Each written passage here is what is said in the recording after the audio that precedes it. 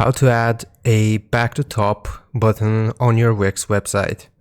So here I have just entered the Wix website editor, and the first thing we need to do is actually switch to mobile. So you see this little computer screen which we have clicked on or is already selected. We just want to go to mobile.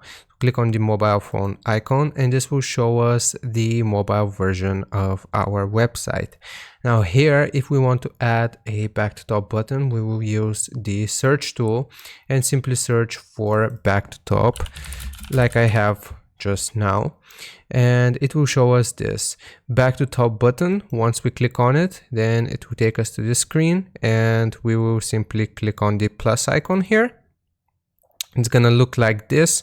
We can customize the design or the arrow which we would like to use for our back to top button. You can see it right here.